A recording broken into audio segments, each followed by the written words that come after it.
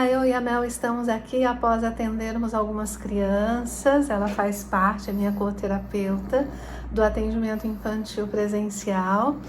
E algumas mamães me pediram para colocar algumas orientações sobre maternagem para que vocês possam refletir. Desejamos então, com muito carinho, que você tenha tido um Dia da Mãe saudável, porque parece impossível falarmos de felicidade, feliz Dia das Mães, com toda essa tragédia acontecendo com as mamães do Rio Grande do Sul, lugar onde nós moramos por 24 anos. Vamos intensificar as orações por cada uma delas e por nós também, porque tudo aqui é circunstancial. Um dia nós estamos bem, no outro dia nós podemos estar em uma situação trágica também. Então vamos ser empáticas, não é? Dentro do que nós estudamos a respeito das teorias da maternagem, considero muito importante o que John Bowlby traz a respeito das necessidades de um apego seguro para tornar a nossa maternagem mais leve. Então, dentro deste esquema processual do desenvolvimento de uma maternagem de apego seguro, nós podemos lembrar que a maternagem está intimamente ligada com a palavra responsabilidade, que é a habilidade de estarmos responsáveis por cuidar, proteger e promover a nutrição deste cérebro em desenvolvimento humano, que, óbvio, está a nós confiadas como missão sagrada, descrita em Provérbios no capítulo 22, sobre ensinarmos as crianças no caminho que elas devem andar. Nesse sentido, ensinar, instruir, não é andar o caminho com elas. Então existe uma extrema necessidade de um vínculo seguro, onde nós vamos promover uma autonomia e competência. Deixa eu colocar a minha aqui, que eu acho que ela cansou do colinho. Então, nós precisamos observar se nós estamos nesta promoção de autonomia e competência, que Jeffrey Young também define como um esquema que ele precisa ser adaptativo para o bom desenvolvimento relacional dos nossos filhos nesta jornada de trilha sobre os seus relacionamentos. Por quê? O Winnicott, que é um psicanalista da área do desenvolvimento infantil, ele também traz que precisamos ser mães o suficientemente boas, né? E há alguns escritores, filósofos, que ainda mencionam que a melhor mãe é aquela que vai se tornando desnecessária. Como assim? Quando nós fazemos para os nossos filhos o que eles têm a habilidade motora já de fazer, nós podemos estar nas melhores das intenções, porque eu brinco, mãe não erra, mãe tenta acertar. Quando a gente faz pelos nossos filhos o que eles já são capazes de fazer. Então, a partir do momento que ele já tem coordenação para arrumar a sua caminha, é preciso que a gente permita que ele arrume. Não importa se tem alguém que vai arrumar a casa, fazer uma faxina, ele precisa fazer a partezinha dele. Se ele já tem competência para tomar o seu banho sozinho, competência de coordenação motora, é preciso que a gente deixe ele tomar o seu banho sozinho, que a gente pode ir supervisionar, mas não dar o banho nele, onde dessa forma ele vai desenvolvendo um sentido muito importante, comentado pelo autor Bandura, que é a autoeficácia. Esta afirmação do que eu sou capaz de fazer é extremamente necessária para o desenvolvimento das competências, habilidades e autonomia do ser humano. E nós, mamães, estamos com essa missão sagrada de permitir que ele se desenvolva. Então, para de dar a comidinha na boca aí se ele já tem coordenação motora para comer sozinho, mesmo que derrube a comidinha, não tem problema, é melhor limpar e permitir que ele se desenvolva. Para também de ir escovar o dentinho dele, ele precisa escovar os seus dentinhos. E se você já está com o seu filho na idade jovem adulto, promove para ele tirar a sua carteira de habilitação, empreste seu carro para ele, para de ser um motorista de Uber ou táxi, levando ele onde é que ele precisa. Isso é um bloqueador do desenvolvimento de autonomia, né? Também eu venho aqui chamar a atenção que é uma das maiores guerras entre mães e filhos, a tarefa escolar. A gente quer que a criança faça a tarefa de acordo com o que nós faríamos, e às vezes há mamães que pedem para a criança apagar tudo que fez, fazer uma letra mais bonita. Então, cuidado, porque às vezes nós queremos que os nossos filhos sejam a nossa extensão. Sabe quando a gente pede para a criança guardar os brinquedos e ela vai lá, junta tudo do jeitinho dela, joga na caixa, a gente vai lá, entra numa neurose estressora, mas olha aqui o jeito que você faz, vai para lá, deixa que eu faço, né? Ou na hora de pedir para a criança lavar o seu pratinho, ela vai lá, lava do jeitinho dela e deixa lá uma sujeirinha, mas olha que coisa, eu vou lavar isso aqui de novo. Não é sobre fechar os olhos para o que ela precisa aprender, mas é desenvolver esse importante vínculo de aceitação e conexão com ela do jeitinho que ela é, dentro do que ela consegue fazer. Então, é muito melhor você organizar uma agendinha da distribuição das tarefinhas dela, domésticas, não tem problema nenhum, não faz mal nenhum.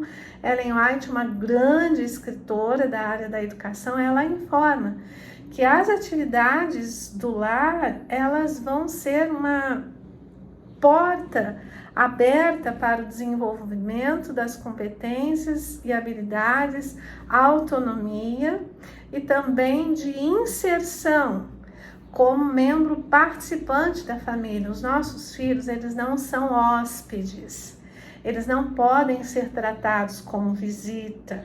Como assim? Sabe, a gente deixa eles à vontade, fazendo o que querem, e depois a gente só chama quando a comida já está posta à mesa. Não, ele precisa ser participativo, ele precisa se inserir em todas as atividades da casa, e eles gostam muito, muito. Cuidado, porque às vezes nós desqualificamos o tempo que passamos com os nossos filhos e estamos muito pilhados a trabalhar e informar para a gente mesmo. Eu não tenho tempo. Isso aí é para quem tem tempo. Não, não importa. Se são 20 minutos que eu consigo dar uma atenção plena, eu preciso me habilitar a ter esse olhar sem julgamento.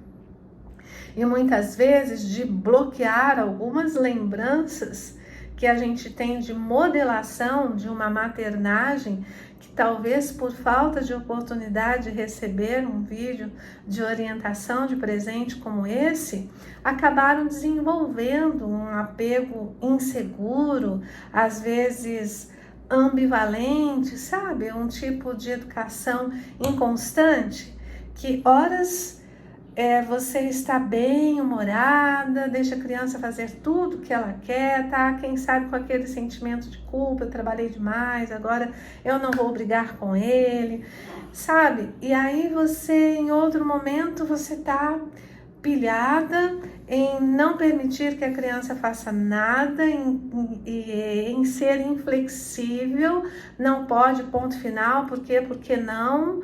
Lembrando que bastava um olhar dos nossos pais para a gente sair correndo e fazer o que era necessário. A gente cobra dos nossos filhos e a gente diz, mas olha aí como que você é, sabia que na minha época, na sua época, né? Então compreenda, você evoluiu, Se por acaso você vem de cuidados que te fizeram infeliz ou que não permitiram você ter esse sentimento de aceitação, de conexão, de proteção, de nutrição emocional, quebra esse genograma. Você não precisa repetir a infelicidade. Faça diferente, faça melhor, afinal você está sendo orientada. Você vem aqui, você traz o seu filho, faça valer a pena esse investimento, promovendo para você aquela importantíssima reflexão de Viktor Frankl, de que quando a situação está boa,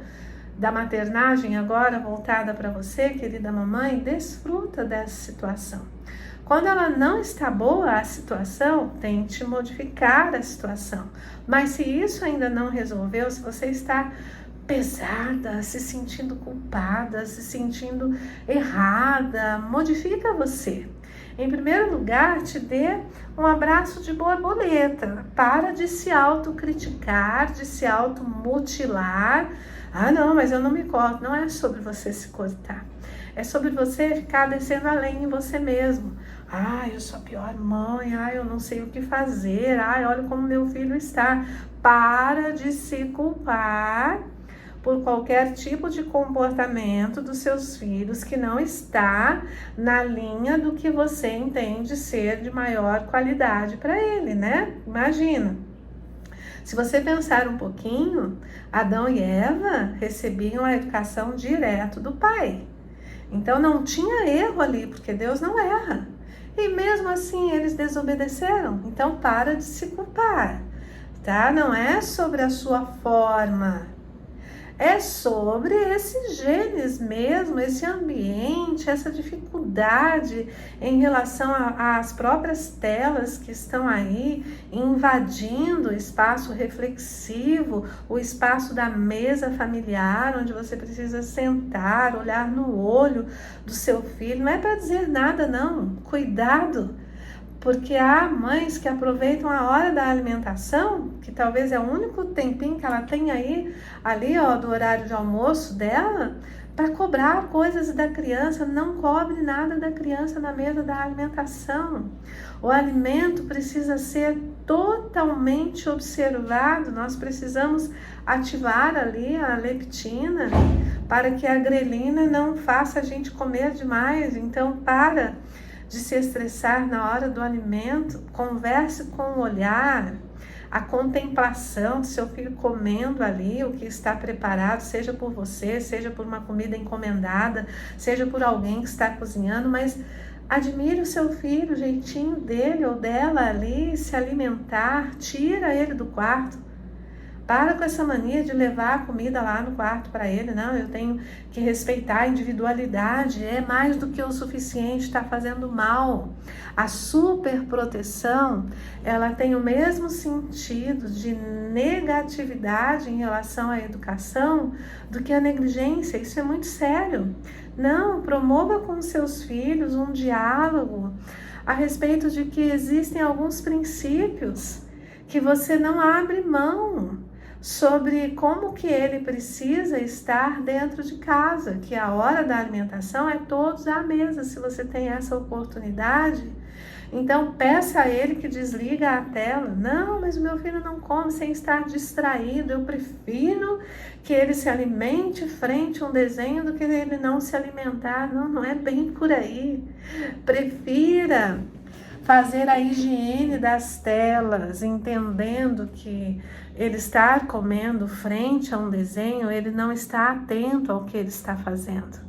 E aí, você sabe que existe aí um boom sobre a multiplicação do TDAH, mas quando você permite que ele coma frente a um desenho, você está corroborando com ele não estar atento. Nós precisamos trabalhar essa atenção plena. E não adianta desligar a TV e ficar aqui no seu celular ou dar um tablet à mesa e você ficar ali respondendo mensagem na correria da sua única horinha que você poderia estar à disposição desse olhar acolhedor, desse olhar que promove a conexão e a nutrição da maternagem. E aí você corre o risco de ter uma maternagem pesada, com sobrecarga emocional, com exaustão mental, e isso vai influenciar no seu humor. Você vai ser aquela mãe mal-humorada. Como que você quer ser lembrado? Outro dia me cortou o coração de dó de uma criança que falou para mim: doutora, eu não gosto do fim de semana. Eu falei: por quê, né? Então a criança explicou: olha, depois que termina as horas sagradas do sábado, os meus pais querem me ensinar a fazer coisas, que eu aprenda a lavar louça, lavar carro, cuidar do meu irmãozinho ou da minha irmãzinha, né, aqui para não deixar nenhum tipo de pista de quem seja criança. Então, assim, cuida. É um outro fator essencial para o desenvolvimento de uma maternagem saudável, você ligar o botão do esquema da permissão, da espontaneidade, do lazer. Cuidado com as etiquetas dentro da sua casa. Os nossos filhos precisam aprender a se comportar de diferentes modos em diferentes lugares. Não é você fazer uma associação: não, eu não vou deixar ele dar uma gargalhada, senão daqui a pouco tá lá no meio do culto e dá uma gargalhada. Não é por aí. Ele precisa ter a espontaneidade de expressão. Se ele quer dar uma gargalhada, aproveite. Fala: conta para a mamãe rir também. Não tem problema rir alto aqui dentro da nossa casa. A gente tem que cuidar para controlar a altura da nossa risada quando nós estivermos em ambientes que precisa de reverência, como uma igreja, por exemplo. Então, é saudável que a criança faça essas diferenciações, e não é saudável que a gente deixe de permitir a espontaneidade da criança. Ai, credo, que risada mais alta, para que isso? Para de criticar. Comece a contemplar. Ninguém gosta de ser criticado. E outra coisa, o lazer é uma importante forma de descanso. Cuida com aquela expressão popular de que primeiro o dever e depois o lazer, porque você corre o risco de arrumar tanto dever e não sobrar tempo de lazer. Coloca na sua lista ou na fila de prioridades também o lazer. Nós temos aí no livro das Ciências do Bom Viver, da autora Ellen White, a respeito dos 8 medicamentos naturais, que já está aí estudado também nas neurociências como base da nossa saúde emocional. Essa matéria-prima que nós ingerimos, por exemplo, no investimento de uma alimentação saudável, no investimento do sono reparador, na importância da água, no mínimo 3 litros ao dia, na importância do descanso, da temperança, da espiritualidade, estão aí como medicamentos gratuitos para a gente seguir na alta performance da saúde maternal. Sim, porque para sermos boas cuidadoras, boas nutricionistas desse cérebro emocional, nutrindo os nossos filhos do que ele precisa de fato para ter saúde no seu desenvolvimento, nós precisamos ter essa saúde, porque nós não podemos dar aquilo que nós não temos, compreendem? Eu venho também aqui deixar um recadinho importante a respeito de um pré-requisito para a harmonia do desenvolvimento dos nossos filhos, que as pessoas não gostam muito de ouvir falar sobre isso, porque muitas vezes elas foram surradas, foram colocadas de castigo em nome do limite. Mas um limite não significa a autoridade que não compreende que é preciso um limite dialogado, flexível, combinado, acordado, não é a partir da força bruta, né? Muitas vezes os pais, eles não abrem mão de bater e de colocar de castigo, porque eles se orgulham de quem eles se transformaram, e os pais bateram e os pais ensinaram através do castigo e deu certo com eles, né? Então, essa concepção de que deu certo comigo pode não valer para dar certo com os nossos filhos, porque como a gente acabou de conversar, querida mamãe, nós evoluímos o suficiente dentro dos estudos, entendendo que se faz necessário uma modificação em nós sobre a nossa forma de agir com os nossos filhos, para que não tenham, às vezes, esse rigor inflexível que nós temos, que não estão corroborando para que eles desenvolvam-se no relacionamento e até mesmo na interação familiar, como nós gostaríamos que eles se desenvolvessem. Imagina, né? Para quem tem mais que um filho, muitas vezes um irmão vai aí bater no outro enquanto é pequenininho.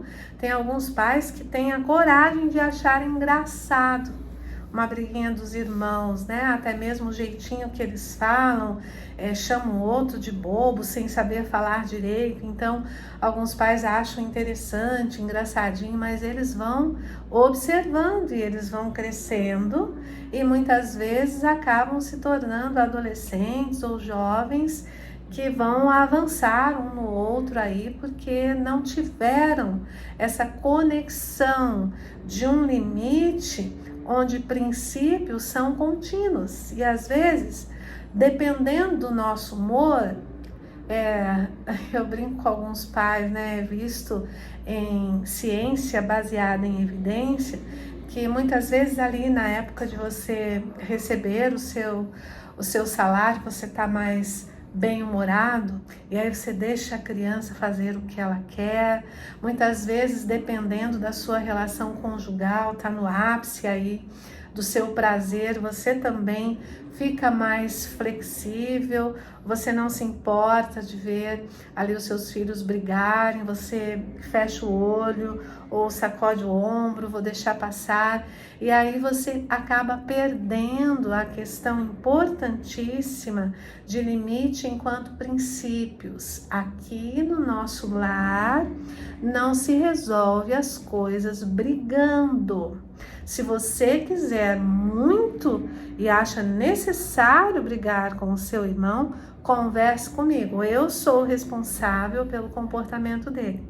Então, cuidado, porque muitas vezes nas nossas necessidades de fazer um monte de coisa ao mesmo tempo, a gente determina que o irmão mais velho cuide do irmão mais novo. Sabe, não é sobre ser errado, não é sobre certo e errado. É estarmos atentos se isso está funcionando para o bem ou para o mal do irmão mais velho. Porque quando a gente determina que ele cuida e a gente determina até que o irmão mais novo obedeça o irmão mais velho, nós estamos dando uma autoridade que esse irmão mais velho pode confundir e achar que, como nós cuidamos dele, muitas vezes levantando a voz com ele, muitas vezes colocando lá em uma cadeirinha que já está visto que não funciona do pensamento, porque imagina, a criança não tem maturação para pensar, nós precisamos sentar com ela ali e dialogar. Não estou falando de um discurso de 40 minutos, não, porque isso é tortura emocional. Eu estou falando de uma explicação básica. Olha, você fez isso, não está correto o que você fez e eu preciso que você repare esse erro. A educação positiva, ela está pautada na reparação do erro. Não adianta a criança chegar em casa com uma borracha que não é dela, né? Um materialzinho escolar insignificante, e você dá uma surra nela, e você não solicitar que ela devolva e peça desculpa para o coleguinha. A reparação é, olha, essa borracha não te pertence. Nós temos como princípio do nosso lar não pegar nada do que não é nosso. Então você vai devolver essa borracha, você vai escrever uma cartinha pedindo desculpa e nós vamos comprar uma borracha com o seu dinheirinho do seu cofrinho para que você entenda que você vai ficar no prejuízo se você pegar mais uma coisa de alguém. Então cuidado, né? Porque há algumas teorias que muitas vezes se confundem sobre o que o autor quer dizer e fala, é fase, então eu vou deixar que ele não vai fazer mais. Não pode deixar, não. Nós precisamos estar atentos a colocar os limites baseados em princípios, no diálogo sem julgamento. Sabe, muitas vezes nós estamos mal acostumados porque fizeram isso conosco.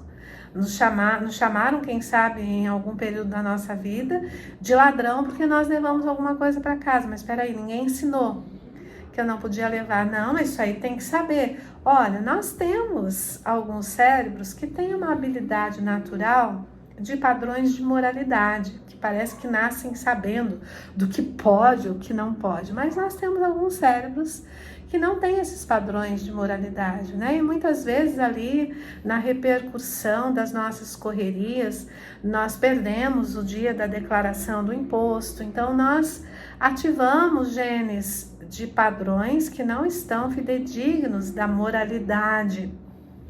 E vamos exigir isso dos nossos filhos de uma forma muito rigorosa, a pensar que eles tinham que saber que isso aí não precisa ensinar. Precisa ensinar, sim.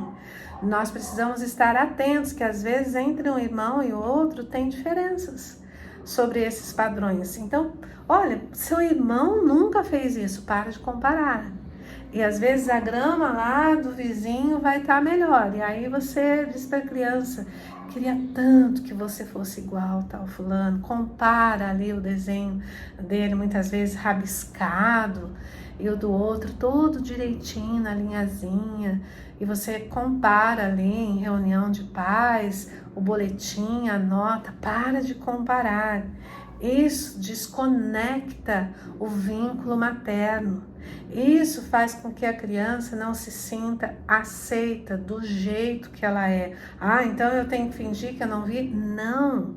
Sabe, o elogio você dá em público.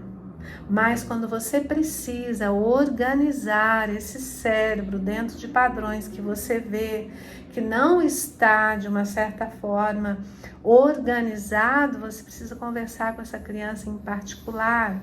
Olha, eu percebi aqui que nessa folhinha você riscou muito forte.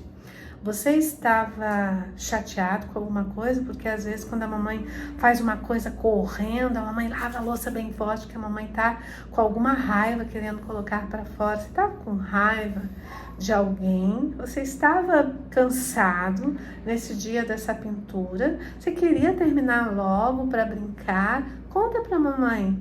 Qual que foi o motivo? Você é capaz de fazer coisas mais caprichosas do que essa.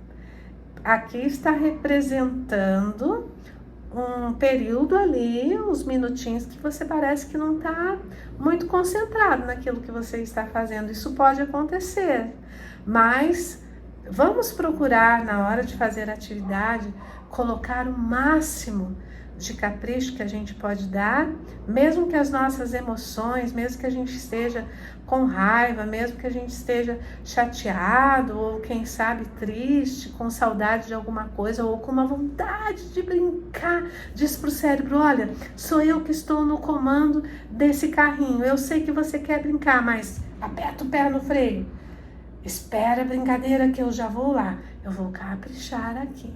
Então isso ajuda a criança a se organizar, é muito melhor do que o olhar do julgamento, tá bom? O que mais que eu precisava falar? A importância do limite, a liberdade da expressão, eu já falei, né?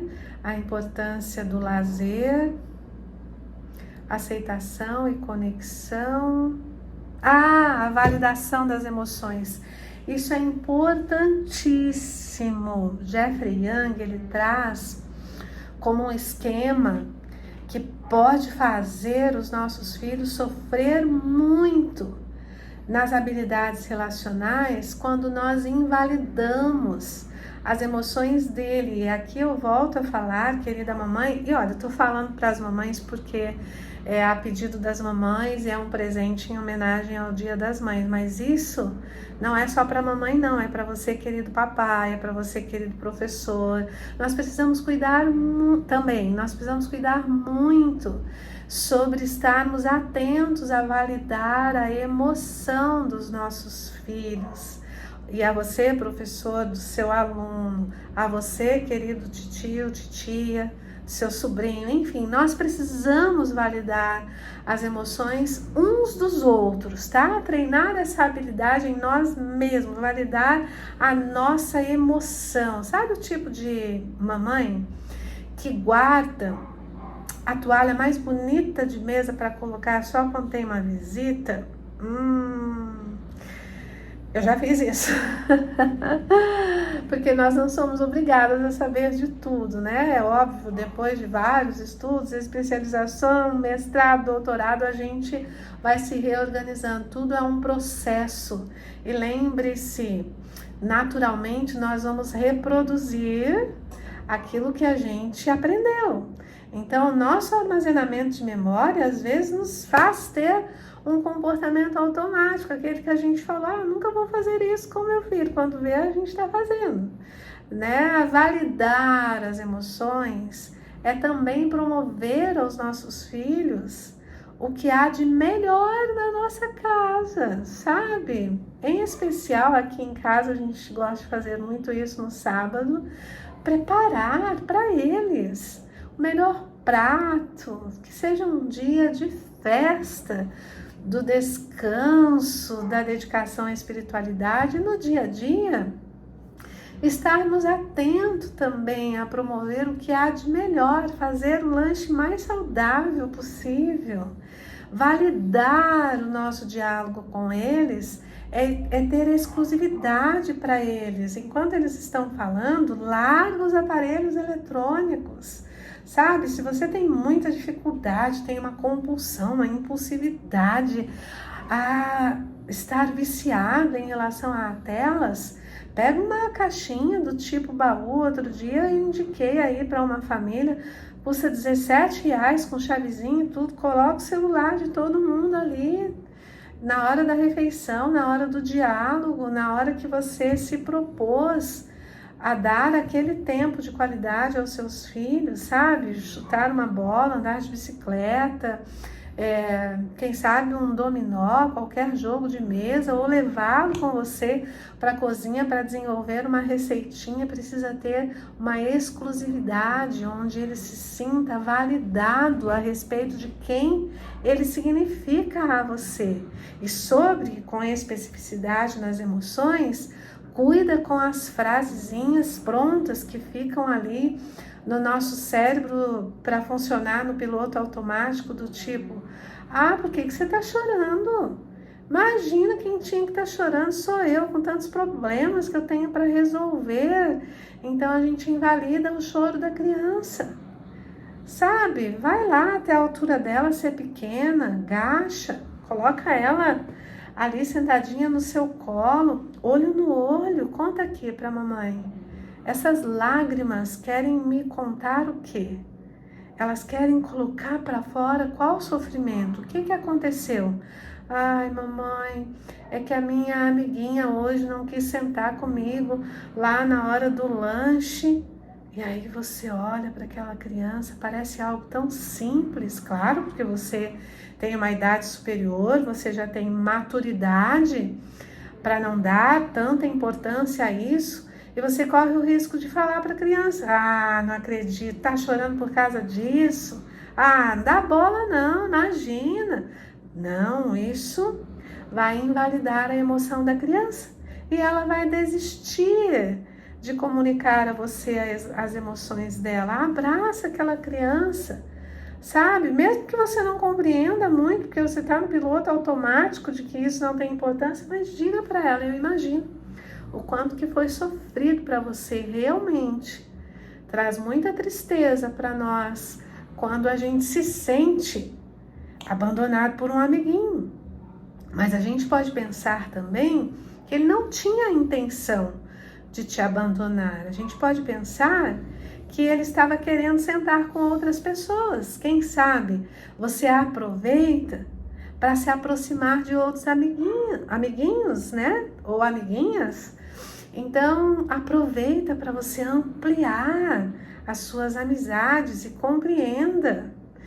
Essa amiguinha que não sentou com você hoje, não é por causa disso que ela deixou de gostar de você. mas sim, você tem toda a razão de estar sofrendo desse jeito. Isso habilita o cérebro do seu filho a ter uma validação própria também das emoções, onde quando ele se sentir triste por algo que fizeram com ele, ele não vai dizer assim, ah não, mas isso é normal, eu não posso me importar, e ele acaba sendo um escravo relacional, aceitando tudo. A gente costuma informar, né? Aceita migalhas de amor, porque as suas emoções não estão acostumadas a serem invalidadas. Então, independente da idade do seu filho, independente de quantas vezes você não conseguiu ter esse padrão de validação emocional, comece imediatamente. Pare de se culpar pelo que você não sabia fazer e comece a modificar a partir destas orientações reflexivas. Sabe, quando a criança cai, a gente cansou de ouvir quando a gente caía, né, dessa geração anterior, onde não tiveram as oportunidades que nós temos destas orientações científicas validadas. Como eu disse, são experiências baseadas em evidências, de pessoas que são PhD, vivem ali mergulhadas nos estudos dos processos do desenvolvimento das relações da parentalidade, pais e filhos. A gente cansou de ouvir, caiu, isso não é nada, e quando casar, sara, né? E às vezes nós levamos para o casamento essa responsabilidade de que o cônjuge tem que nos curar das nossas dores. Ele também viveu mais ou menos na mesma época que a gente, ele não tem força emocional para isso. E além disso, nós não fomos validados lá e a gente não consegue, às vezes, entender as emoções do outro porque nós não fomos entendidos. Então, muito melhor do que dizer quando sarar, sara, quando casar, sara, pega essa criança, veja ali o quanto que ela está machucada, informa para ela que deve estar doendo muito, que ela pode chorar à vontade, que o choro ajuda a aliviar a dor, mas não vai curar a dor, o choro, que você vai precisar lavar, passar ali um remedinho, abraçar, fazer um carinho e dar o tempo para essa criança, em vez de se reorganizar, em vez de exigir, engole esse choro, tá todo mundo te olhando, que vergonha, para que isso? Que escândalo que você está fazendo? Então, cuidado, porque às vezes nós passamos por isso e nós nos sentimos tão mal com isso e nós reproduzimos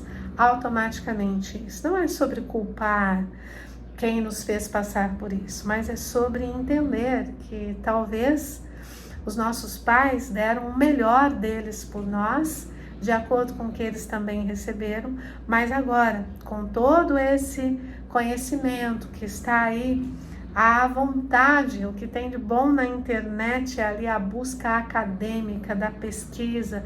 Se você digitar ali relação saudável da maternagem, você vai ver esses autores que eu coloquei aqui, né? Winnicott, John Bowlby, Jeffrey Young, entre outros renomados, né? Bandura, enfim, você vai ter ali gratuito, sabe? Às vezes com experiências, com receitinhas, você pode melhorar muito, você pode transformar a sua maternagem em uma maternagem mais leve, em uma maternagem mais acolhedora, em uma maternagem para a eternidade, onde você tenha mais brilho sobre iluminar o seu próprio caminho, iluminar o caminho dos seus filhos.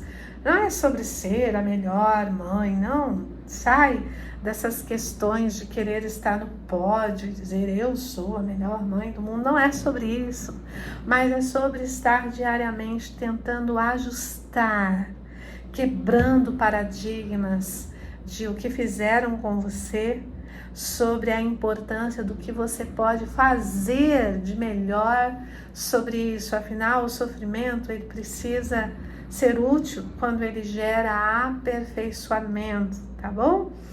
E eu tinha em mente algo importante que eu gostaria também de deixar aqui. Deixa eu ver se eu me lembro. Cuidado com a autossuficiência. Nós precisamos ter a humildade de orar e solicitar a sabedoria para o autor dos nossos cérebros. A Bíblia ela é muito clara sobre isso. Se nos falta sabedoria, nós precisamos pedir a Deus que Ele te abençoe e te guarde e faça resplandecer o seu rosto sobre ti e te dê a paz. É o meu desejo, não só para o Dia das Mães, que foi ontem, como também para os dias que sejam para a eternidade, a sua maternagem, o seu convívio, o seu aconchego, para quem já tem filho casado, a sua companhia em dias especiais. Vocês já pensaram que delícia a gente se reunir lá embaixo da árvore da vida? Eu gosto muito de falar isso com uma paciente muito querida que eu tenho,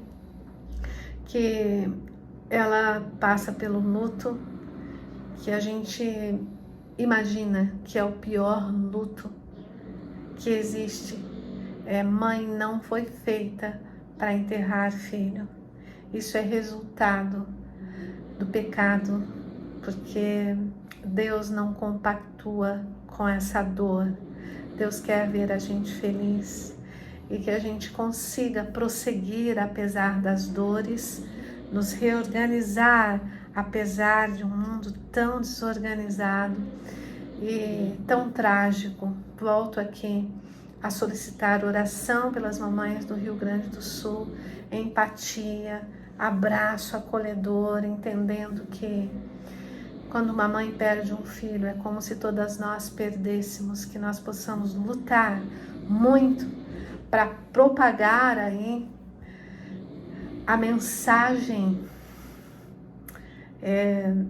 de que Jesus está voltando, para que nenhuma mãe fique isenta desse aprendizado sobre uma vida futura, uma vida melhor, uma vida completa, está